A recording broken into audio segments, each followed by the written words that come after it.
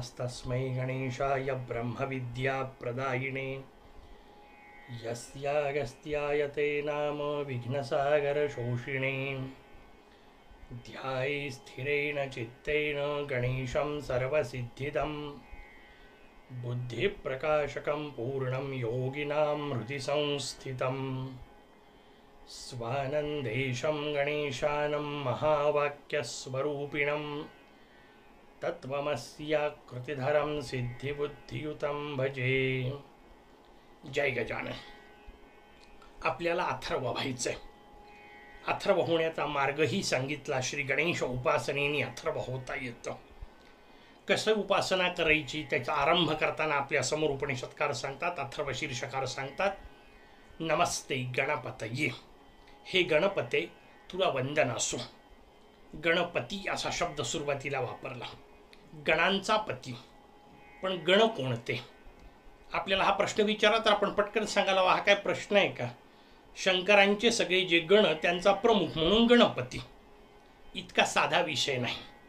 पहिल्यांदा आपल्याला हे सूत्र व्यवस्थित लक्षात घ्यावं लागणार आहे की ज्या गणेशाची उपासना आपण गणेश अथर्व शीर्षाच्या माध्यमातून करतोय ते तत्व केवळ शिवपुत्र नाही, ते तत्व केवळ पार्वती नंदन नाही, ते तत्व केवळ शिवगणांचं प्रमुख नाही। कारण लक्षात घ्या, जे शिवगणांचं प्रमुख तत्व आहे, ज्याला भगवान शंकरांनी आणि इतर देवतांनी वेगवेगळ्या प्रकारचे वरदान दिले, त्यातून जर ते तत्व मोठं झालं असेल तर लक्षात घ्या ते परावलंबी आहे। कारण कोणीतरी दिलेल्या आशीर्वादाच्या भरोशावर ते मोठं आहे। आणि असं जे परावलंबी असणारं तत्व असतं त्याची शक्ती शाश्वत नसते। अशाची उपासना तुम्हाला शाश्वत आनंद देऊ शकत नाही। आणि आपलं उद्दिष्ट आहे शाश्वत आनंद प्राप्त करणे, चिरंतन आनंद प्राप्त करणे। मग मला त्या मोरयाला शरण जायचंय जे मोरया तत्व चिरंतन आहे, जे शाश्वत आहे, ते केवळ शिवपुत्र नाही। आणि आपल्या डोक्यात बसलेल्या ह्या ज्या काही कल्पना आहेत त्या व्यवस्थित आपल्याला पहिल्यांदा बसवून घ्याव्या लागणार आहेत, स्वच्छ करून घ्याव्या लागणार आहेत। त्यातली पहिली कल्पना आहे की भगवान गणेश केवळ शिवपुत्र आहेत। अनेक अंगांनी समजून घेता येईल हा विषय। पहिला विषय आपल्या समोर ठेवतो। आपल्याला शिवपुत्र गणेश का माहिती आहेत? कारण भगवान गणेशांच्या जन्माची एक कथा आपण ऐकलेली आहे। देवी पार्वतीने अंगावरचा मोळ काढला, त्याचा एक पुतळा तयार केला इत्यादी। पण गंमत कधी लक्षात आली का आपल्या? भाद्रपद शुद्ध चतुर्थीला जेव्हा आपण गणेशोत्सव करतो हीच कथा ऐकतो, आणि माघ शुद्ध चतुर्थीला जेव्हा गणेश जन्माचा उत्सव करतो तेव्हाही हीच कथा ऐकतो। आपल्याला हा प्रश्नही कधी पडत नाही की अहो एकाच मोरयाचे दोन जन्म कसे असतील?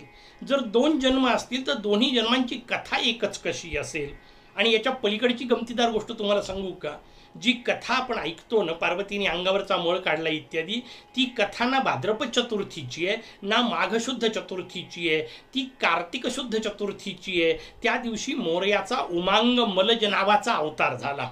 तुम्हाला हे तर नवीनच काहीतरी आहे, त्याचं उत्तर बिलकुल नवीन आहे। दोनच गणेश जन्म आपल्याला ऐकून माहिती आहेत, आणखीन 3 केल्या जातात गाणपत्य संप्रदायामध्ये।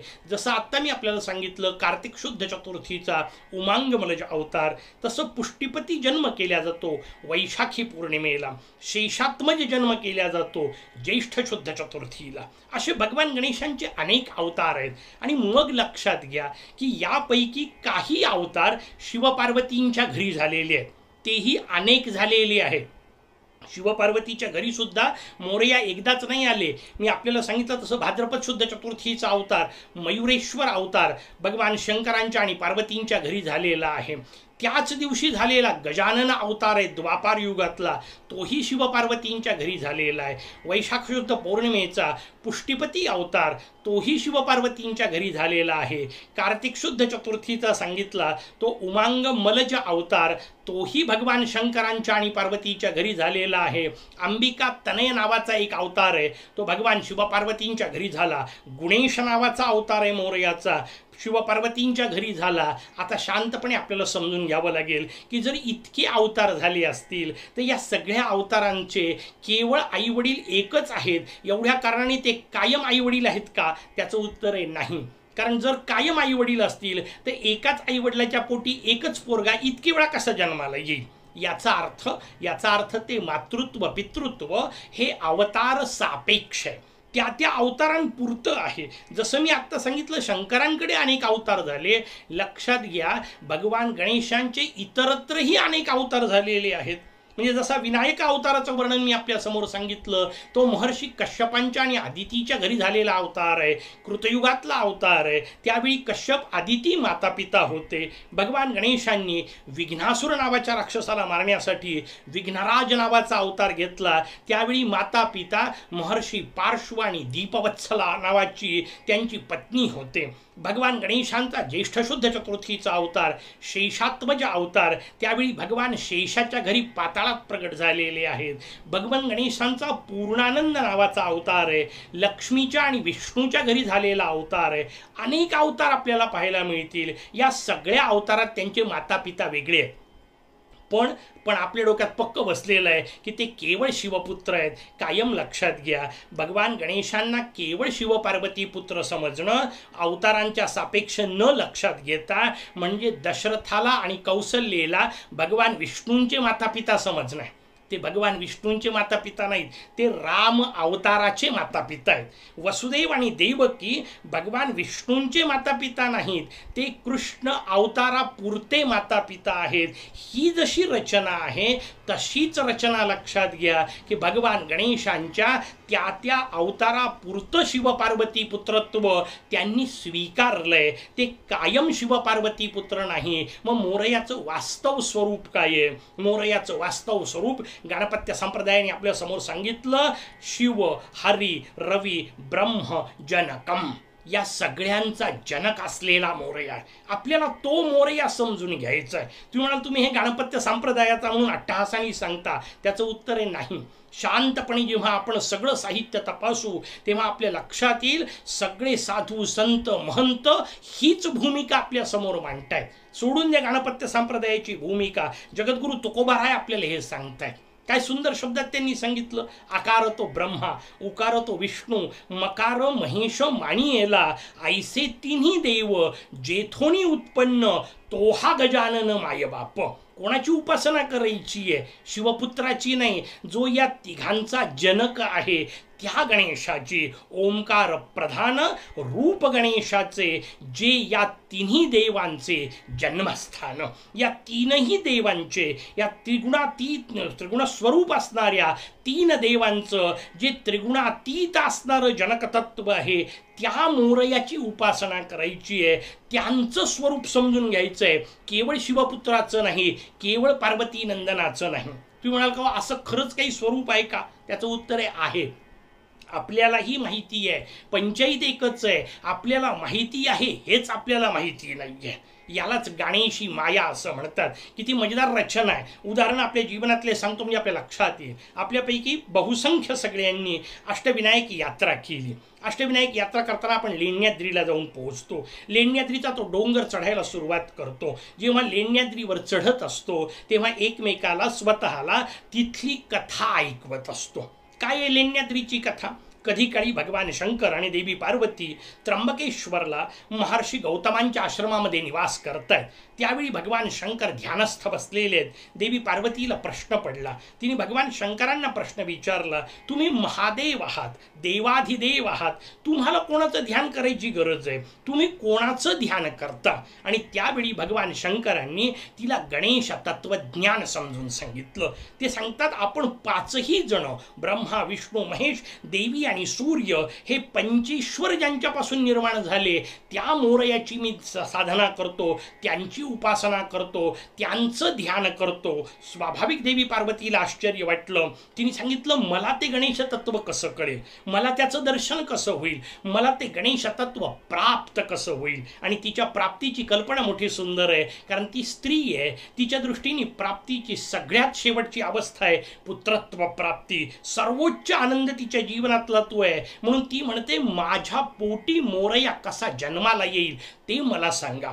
भगवान शंकरांनी तिला गणेश मंत्र दिला असं वर्णन आहे. त्या मंत्राचा उपदेश घेऊन देवी पार्वती लेण्याद्रीवर गेली, तपश्चर्या तिने केली आणि गणेश माझ्या पोटी पुत्ररूपात जन्माला यावा म्हणून देवी पार्वती तपश्चर्या करते. त्यानंतर भगवान गिरिजात्मज रूपामध्ये प्रगट होतात. सगळ्यांनी कथा ऐकली आहे की नाही? निश्चित ऐकलेली आहे. आता गंमत पहा, ही सगळी कथा म्हणत म्हणत आपण वर जातो, भगवान गिरिजात्मजांचं दर्शन घेतो आणि खाली उतरताना पुन्हा म्हणतो की नाही ते शिवपार्वतीचे पुत्र आहेत. समजून घेतलं पाहिजे की जर शिवपार्वतीचे पुत्र आहेत, जर केवळ पार्वती नंदन आहे, तर आपलाच पोरगा आपल्याच पोटी जन्माला यावा म्हणून आपली आई आपल्याच पोराचा उपदेश घेतीये किंवा त्याच्याकरता तपश्चर्या करतीये, हे कसं तरी बसण्यासारखं आहे का?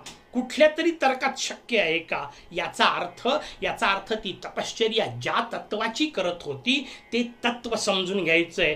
तो माझा मोरया आहे. प्रगट रूपात झाल्यानंतर पार्वतीच्या घरी अवतार रूपात आला त्याचा प्रश्न नाही. मला त्या अवतारांची उपासना नाही करायची आहे, कारण मगाशी सांगितलं तसं ते अवतार काही काळानंतर पुन्हा विलय पावणार आहेत, मूळ स्वानंद लोकामध्ये परत जाणार आहेत. मला त्या स्वानंदेशाची उपासना करायची आहे. मला त्या स्वानंद लोकस्थ परब्रह्म परमात्मा निर्गुण निराकार स्वरूप असणाऱ्या ओंकार ब्रह्म असणाऱ्या मोरयाची उपासना करायची आहे. ते शिवहरी रवी ब्रह्मजनक आहे. ते या सगळ्यांचं उपास्य दैवत आहे. सगळ्यांचं म्हणतोय मी. लक्षात घ्या, दुसरी कथा मी आपल्याला सांगतो म्हणजे आपल्याला भाव आणखीन लक्षात येईल. आपण सगळे त्याच अष्टविनायक यात्रेमध्ये रांजणगावला गेलो की नाही? हो, गेलो. रांजणगावला आपण जेव्हा जाऊन पोहोचतो तेव्हा आपण तिथली ही कथा ऐकतो. काय कथा आहे? ही कथा केवळ गणेश पुराणात दिली किंवा मुद्गल पुराणात दिली याचा विचार सोडून द्या, शिवपुराणात दिलेली आहे. शिवपुराण मान्य करतं. काय मान्य करतं? त्रिपुरासुर वधाचा प्रसंग आहे. भगवान शंकरांनी आपला त्रिशूळ फेकून मारला, त्याचाही परिणाम झाला नाही आणि मग भगवान शंकर हतबल होऊन गेले की आता करायचं काय? जर त्रिशूळाने हा मरणार नसेल तर मरणार नेमका कशाने? पाशुपतास्त्र आहे, ते सर्वाधिक महाभयंकर अस्त्र आहे, विश्वप्रलयाचं अस्त्र आहे. त्याने जर परिणाम मिळणार नसेल तर मिळणार कशाने? आणि आकाशवाणी झाली. हे शिवपुराणातले विषय सांगतोय. युद्धकांड नावाचा भाग आहे, व्यवस्थित वाचा, आपल्या लक्षात येईल. तिथे दिलेलं आहे प्रत्यक्ष स्वरूपात, अत्यंत स्पष्ट शब्दात दिलेलं की भगवान शंकरांच्या समोर आकाशवाणी झाली, हे शंकरा, जोपर्यंत तुम्ही गणेश उपासना करणार नाही, गणेशांची स्तुती करणार नाही, प्रार्थना करणार नाही आणि कृपा प्राप्त करणार नाही, तोपर्यंत तुमच्या हातून त्रिपुरासुर मरणार नाही. भगवान शंकरांनी आकाशवाणी ऐकली, देवी पार्वतीला बोलावलं, दोघांनी मिळून भगवान गणेशांची उपासना केली. त्यानंतर भगवान प्रसन्न झाले. त्यानंतर त्रिपुरासुर मेला वगैरे हा सगळा नंतरचा विषय, पण भगवान गणेश प्रगट झाले. त्याकरता भगवान शंकरांनी तपश्चर्या केली. ते स्थान आहे रांजणगाव. कथा आपल्या सगळ्यांना माहिती आहे, पण तरी आपण म्हणतो ते केवळ शिवपुत्र आहेत. मला सांगा, जर ते केवळ शिवपुत्र असते तर भगवान शंकरांना आपल्या कार्यात यश मिळावं म्हणून आपल्याच पोराची उपासना करण्याची वेळ निदान शंकरांवर तर नक्की नसते ना. हे आम्हाला समजून घेतलं पाहिजे. सगळ्या देवता उपासना करतायत. अष्टविनायक यात्रेत जरी फिरले तरी आपल्या लक्षात येईल, भगवान विष्णूंनी स्थापन केलेलं स्थान सिद्धटेकचं आहे, भगवान ब्रह्मदेवांनी स्थापन केलेलं स्थान थेऊरचं आपल्याला पाहायला मिळतं. सगळ्या देवांनी मोरयाची उपासना केली आहे, कारण माझा मोरया सर्वपूज्य आहे, सर्वाधिपूज्य आहे. आणि मग ते जे सर्वपूज्य सर्वाधिपूज्य असणारं तत्व, त्या गणेशाची उपासना करायची आहे. त्यांना गणपती म्हणतात. हे सामान्य गणांचा विषय नाही, केवळ शिवगणांचा विषय नाही. आत्ता म्हटलं तसं निर्गुण निराकार परब्रह्माची उपासना करायची आहे. गणपती त्यांना म्हटलेलं आहे. मग तुम्ही म्हणाल ठीक आहे, तर्कदृष्ट्या तुम्ही म्हणताय ते सगळं पटतं. हे केवळ शिवपार्वती पुत्र नाहीत हे लक्षात आलं. शिवपार्वतीच्या पलीकडचं काहीतरी तत्व आहे. मग आता गण शब्दाचा अर्थ काय? कारण आपल्याला अभ्यास त्याचा करायचा आहे. गणपती म्हटलेलं आहे. कशाला गण म्हणायचं? कोणाचा पती आहे? कोणते गण? त्याचं उत्तर शास्त्रकारांनी दिलं. कायम लक्षात ठेवा, शास्त्राच्या अभ्यासाच्या दोन पद्धती आहेत. त्यातली एका पद्धतीला व्यष्टी पद्धती असं म्हणतात आणि दुसऱ्या पद्धतीला समष्टी पद्धती असं म्हणतात. व्यष्टी पद्धती याचा अर्थ जे काय पाहायचंय, तपासायचंय, अभ्यासायचंय ते या 6 फुटाच्या देहात स्वतःच्या तपासायचं. कारण हा आपला देह संपूर्ण ब्रह्मांडाचं प्रतिरूप आहे. खूप लहानसं असेल पण संपूर्ण ब्रह्मांडाची रचना या देहामध्ये दिलेली आहे. आणि म्हणून शास्त्रकारांची रचना आपल्याला सांगितली व्यष्टीची, दुसरी सांगितली ब्रह्मांडाची. आणि जे ब्रह्मांडात आहे तेच या पिंडात आहे. म्हणून आपल्याकडे शास्त्राने नियमच सांगितला, जे पिंडी ते ब्रह्मांडी. म्हणून किती मजेदार रचना आहे, लक्षात घ्या. विज्ञानाला काही पाहायचं असेल, शोधायचं असेल, अभ्यास करायचा असेल तर ते मोठमोठ्या दुर्बिणी तयार करतात आणि बाहेर पाहतात. आमच्या ऋषीमुनींची रचना पूर्ण उलटी आहे. आमच्या ऋषीमुनींना काही पाहायचं असलं की ते डोळे बंद करतात आणि आत पाहतात. तुम्हाला हे काय करतात त्याचं उत्तर समजून घ्या. बाहेर पाहण्याकरता वेगवेगळे साधनं विकसित करतं, त्याला विज्ञान म्हणतात. आणि आत पाहण्याकरता साधना फलद्रूप करतं, त्याला ज्ञान म्हणतात. हे ज्ञान मिळवायचंय, हे अंतर्मुख व्हायचंय, हे आतलं तत्व शोधायचंय. दोन्ही पद्धतीने व्यष्टीतही शोधायचं आहे, समष्टीत शोधायचं आहे. मग आता व्यष्टीत कसं शोधायचं, याच्यात कोणते गण आहेत? कारण गण शब्दाचा अर्थ आहे समूह, अनेक असले पाहिजे. अनेक काय आहे आपण सुरुवात केली, लक्षात घ्या. थर्वपासून अथर्व व्हायचंय. थर्वाचा संबंध आपण गतीशी पाहिला, गतीचा संबंध आपण कृतीशी पाहिला, कृतीचा संबंध कर्मेंद्रियांशी पाहिला. मग 5 प्रकारचे जे तुमचे माझे कर्मेंद्रिय आहेत ते 5 कर्मेंद्रिय, त्यांच्या पलीकडे जाऊन आपण पाहिलं ज्ञानेंद्रियांचा विचार. कानापासून डोळ्यापासूनचा विचार पाहिला आपण, त्याच्यामध्ये ज्ञानेंद्रियांचा विचार आला. तुमच्या माझ्या शरीरात कर्मेंद्रिय आहेत, तुमच्या माझ्या शरीरात ज्ञानेंद्रिय आहेत. कर्मेंद्रिय हे 5च महत्त्वाचे मानले, बाकीचे अनेक अवयव आपल्या शरीरात आहेत. या प्रत्येक अवयवांच्या वेगवेगळ्या देवता आहेत, हेही वर्णन आपण पाहिलं. मग तुमच्या माझ्या शरीरात हे जे सगळे अवयव आहेत, तुमच्या माझ्या शरीरात जे पंच प्राण आहेत, तुमच्या माझ्या शरीरात ज्या बाकीच्या सगळ्या गोष्टी शक्ती तत्व म्हणून सांगितल्या, या प्रत्येकांच्या ज्या देवता, त्या सगळ्या देवतांना एकत्रित स्वरूपात शब्द वापरला गण. म्हणजे हे सगळे गण आहेत. कोणाचे? कोणाच्या इच्छेवर चालतात, कोणाच्या शक्तीवर चालतात? त्याचं उत्तर माझ्या मोरयाच्या. कारण तो माझ्या हृदयात बसलाय म्हणून हे सगळे चालतायत. ज्या क्षणी तो हृदयातून निघून जाईल, ज्या क्षणी तो या देहाला सोडेल, त्या क्षणी या देहाची किंमत शून्य आहे. आत्तापर्यंत काम करणारे सगळे कर्मेंद्रिय निरर्थक आहेत. आत्तापर्यंत ज्ञान करून देणारे, बाहेरच्या गोष्टींची जाणीव करून देणारे सगळे ज्ञानेंद्रिय निरर्थक आहेत. कारण ते ज्ञानेंद्रिय, ते कर्मेंद्रिय ज्याच्या सत्तेवर चालतात, तो आतमध्ये बसलेला जो आहे, त्या माझ्या आत्मतत्वाला, त्या जीवात्म्याला गणपती असं म्हणतात. ही झाली व्यष्टीची रचना. आता समष्टीची रचना समजून घ्या. अनेक देवतांचं वर्णन आपल्याकडे आलं. आपल्याकडे सगळ्या देवतांचं वर्णन करताना ब्रह्मस्वरूपात केलेलं आहे. पण ब्रह्म अनेक आहेत, अनेक ब्रह्मांचं वर्णन केलेलं आहे. तुम्ही म्हणाल अनेक ब्रह्म कसे असतील? ब्रह्म ते एकमेवा द्वितीय असायला पाहिजे. त्याचं उत्तर आहे बरोबर आहे, ब्रह्म एकमेवा द्वितीयच आहे. पण शास्त्रात अनेक ब्रह्मांचंही वर्णन आहे. ते कसं नाकारता येईल? अगदी सामान्यातल्या सामान्य विषयापासून सुरुवात करा. अन्नाला सुद्धा ब्रह्म म्हटलंय की नाही?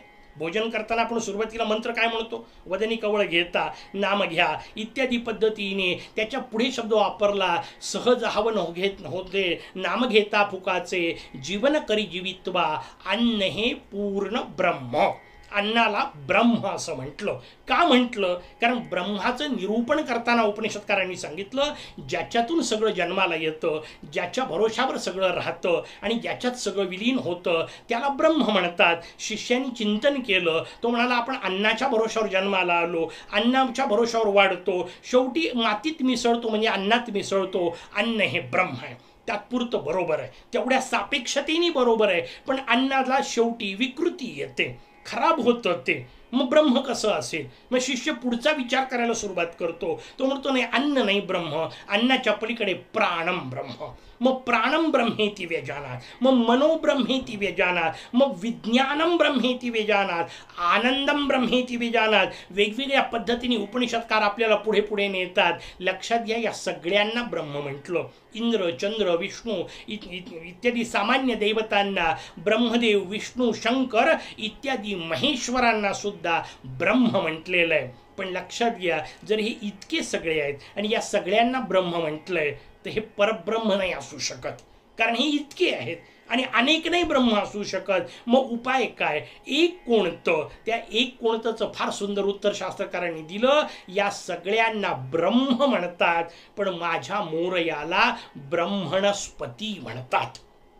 तो या सगळ्या ब्रह्मांचा पती आहे. म्हणून शरीरामध्ये असणारे अवयव, त्या अवयवांना चालवणाऱ्या देवता, त्यांना गण म्हणतात. म्हणून त्या गणांचा पती, त्याला गणपती म्हणतात. आणि सृष्टीचा समष्टीचा विचार करताना सगळ्या विविध गोष्टींना ब्रह्म म्हटलं. त्या सगळ्या ब्रह्मांचं चालक तत्व जे आहे, त्या माझ्या मोरयाला ब्रह्मणस्पती असं म्हणतात. मला तो मोरया समजून घ्यायचा आहे. या सगळ्यांचा संचालक असणारा, या सगळ्यांचा निर्माता, चालक आणि विनाशकर्ता लयस्थान जे आहे, तो मोरया समजून घ्यायचा आहे. कारण ते माझं उपास्य तत्व आहे. तुम्ही म्हणाल का असा अर्थ लावायचा? त्याचं उत्तर, जर गणपतीचा हा अर्थ नाही लावला तर मला सांगा, त्वम साक्षात आत्मासी नित्यम किंवा त्वम प्रत्यक्षम तत्वमसी याचे अर्थ कसे लावाल? त्या आत्मतत्वाचं, त्या तत्वमसी तत्वाचं चिंतन आपल्याला करायचंय. तोच केवळ कर्ता आहे, धर्ता आहे, हर्ता आहे. कसा? उद्या पाहू. तोपर्यंत जय गजानन.